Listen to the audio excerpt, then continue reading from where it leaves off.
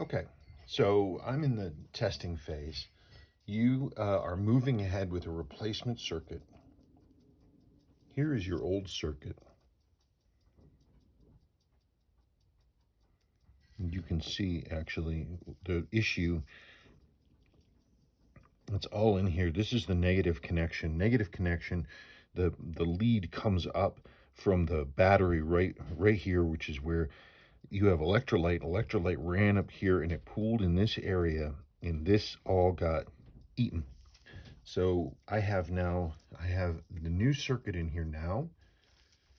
You can see we are working. I have a new battery. So this is what I did. Is I pulled at the crown one click, and it's going to allow me to test each individual register. The watch is not serviced yet. I'm literally just making sure that this is alive. This is the main sweep. Come on. I know that's alive because I tested it.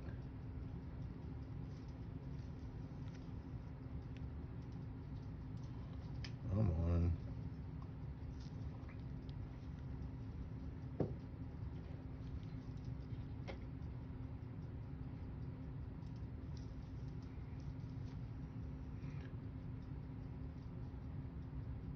But I was not able to get any life out of this one whatsoever. Let me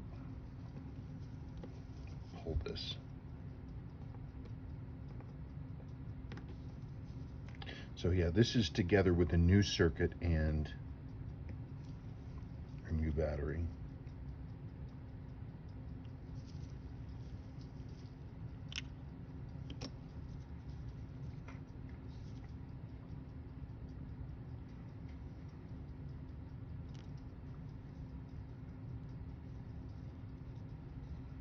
So like if we have this, and I use this connection here, this is the top button to turn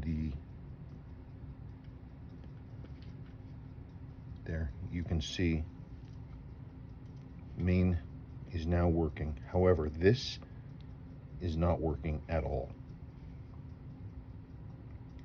The battery's right here. The coil for it is right next to it.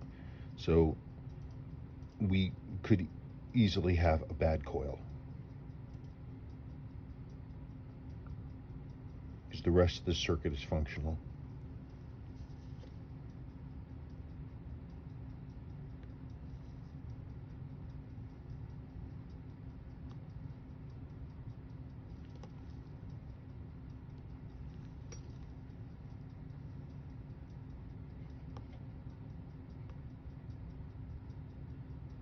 That button just was not connecting.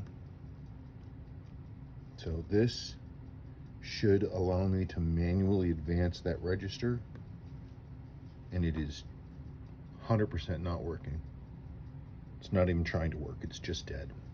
So my next thing is to look at the coil for that, and see if that is still alive, because what can happen, the wires for the coils are insanely fine. They're very, very, very fine, and they're not soldered in place. They're to the positive negative connections, they're adhered. They have these little clear glue, and if you get contaminants in there, it runs between the brass of the connection and the glue that's holding the wire on, and then they corrode, and then they're no good anymore. So that's what I'm assuming I'm going to find. Everything else is working, that register is not. So that's the next thing I'm going to do. So I'm going to pull the hands and the dial, and I'm going to get in there and I'm going to look at that. But I'm assuming that's the next thing we're going to find. Here is your old circuit. The bad connection is right there. This is your negative battery connection, and that lead coming off there and going into this little junction with this component, that is where the battery acid came up and sat. Here is your movement, partially reassembled. So somebody manually scratched all this stuff off. There was a bunch of stuff on here. So the battery would leak. You have, this is a battery, that sort of rubbery, ringy section around the shiny middle, those are the seals basically that keep the electrolyte inside the battery, and they leak. And that side goes down and it touches here. And so the electrolyte, which is pretty runny, wicks up here and it touches right here. And right here is where it sat. There was a big blob of it that sat right here, and it ate through all of the connections. This is your replacement circuit. And you can see that that same area, the traces are clean. There's a green seal layer on top of it, and what happened is the electrolyte wicked underneath that and ate everything that was underneath there. So there is a good circuit. This is what is going inside your watch. And it's amazing because actually the rest of your original circuit is in fine condition. It just, that negative connection got destroyed. And that's what happened. Okay, so I'm in the process putting this all back together, and let's keep moving. So speaking of your battery electrolyte, here, this is the front of your movement where your dial goes. This is the battery connection where the battery electrolyte wicked. And here is the underneath of your dial. And see that stain right there?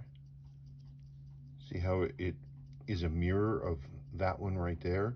That is battery electrolyte. That's a stain from the corrosive action of the electrolyte. So it got everywhere, and you can see the sort of the dark nastiness, and I've got to clean that off and make sure there's no loose material there to make it so that it's nice and clean.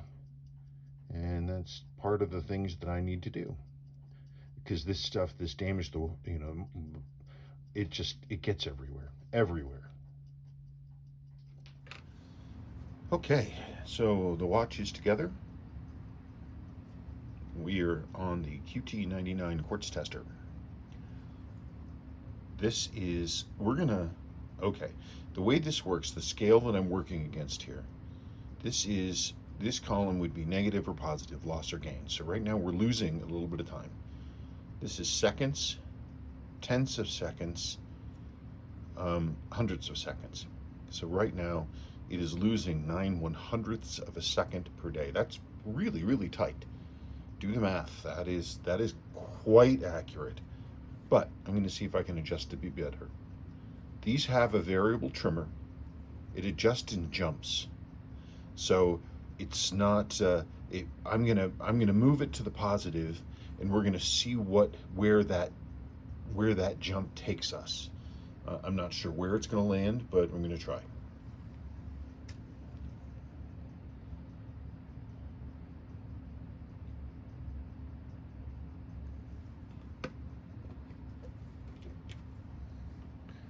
So this goes in, we are in gate 10, which means it counts to 10 and then averages.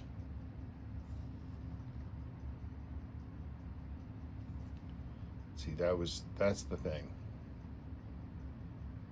So now this is gaining 0.2 of a second per day.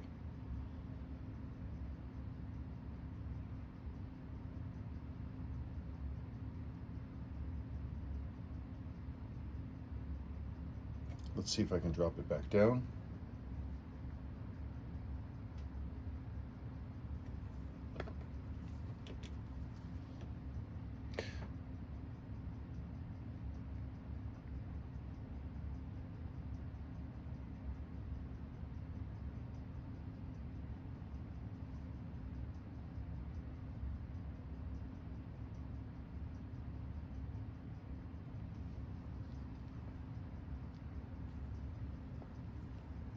Try and drop it again.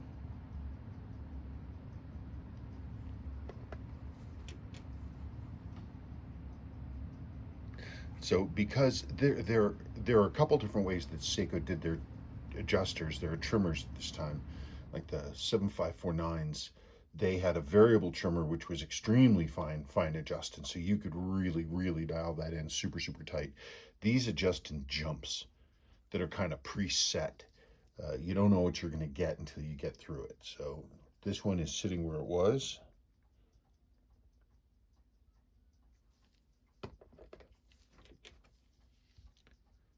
But if we can get it back to into the hundredths of a second per day, I would suggest we stay there. Oops.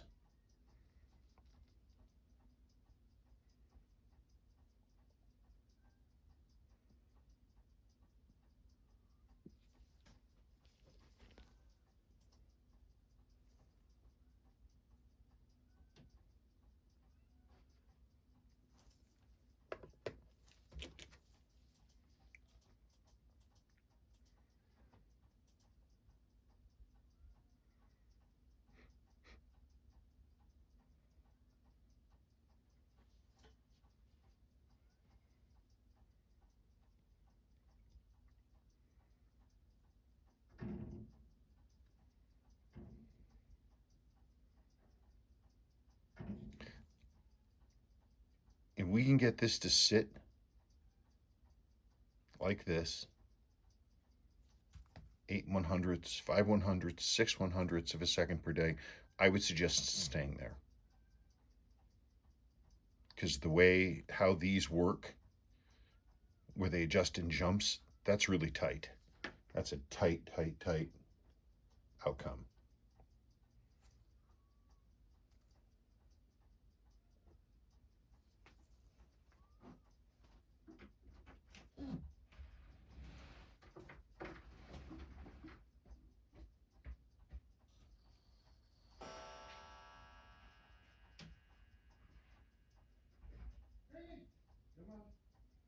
No, I'm not coming out. I'm not coming out. What's her? So we're getting real steady output right in that same area. That is where this watch wants to sit. That's the tightest we're going to be able to get it. But I mean, do the math. That's really tight. 5 100ths of a second per day is, I mean, that's really tight.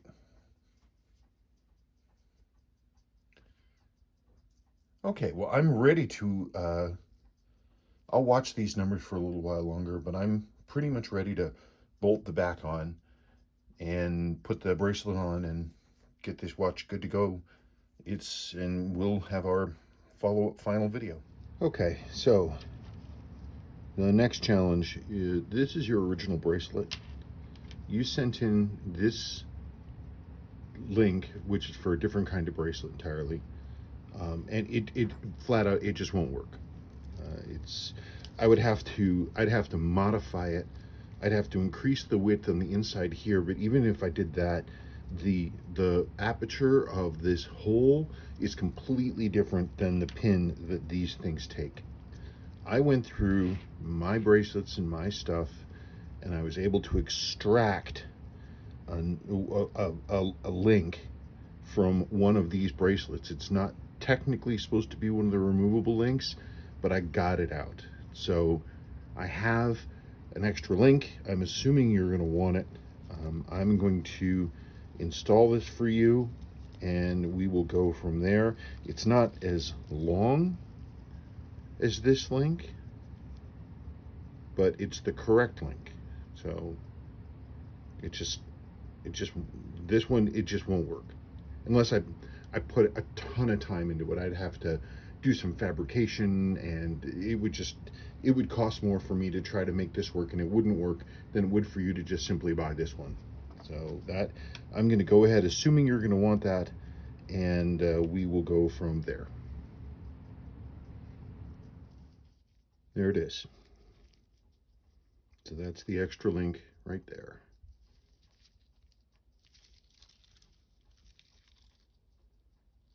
Took a little bit of work to do because it wasn't a removable link. I had to open up the metal to get the pin to release, and it's just other stuff, but I want you to be able to wear your watch. Okay. And there we are.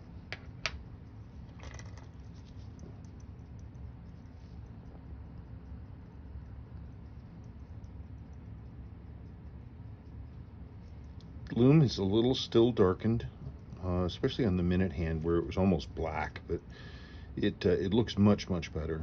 The 12 marker, which was the closest one to the battery leak, is still a little damaged. I mean, but overall the initial impression is quite good. All clean, and because the hour and minute hands really stuck out. And of course, remember before it was completely dead.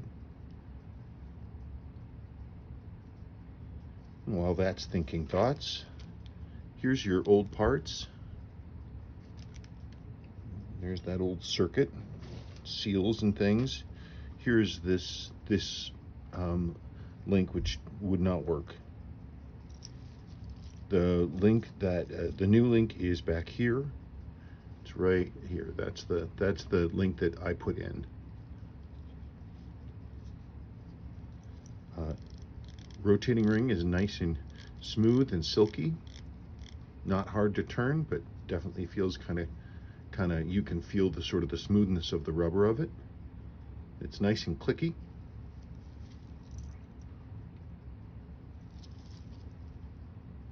All right, let's see. We're gonna watching the minute counter there.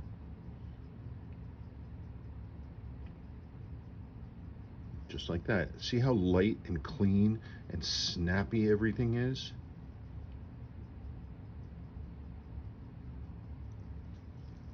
That's what happens when one of these is freshly serviced. It's how they behave. So you've got everything that you need. It's ready to go back on your wrist. Hopefully with this extra link, this will fit you. If not, you'd need to either find another link or get an extension for this clasp. They do sell them. They're all like eBay. There's a billion of them. I don't know what the right size is, but that'd be the next thing to do. But at least you've got one extra link in there to help you get along.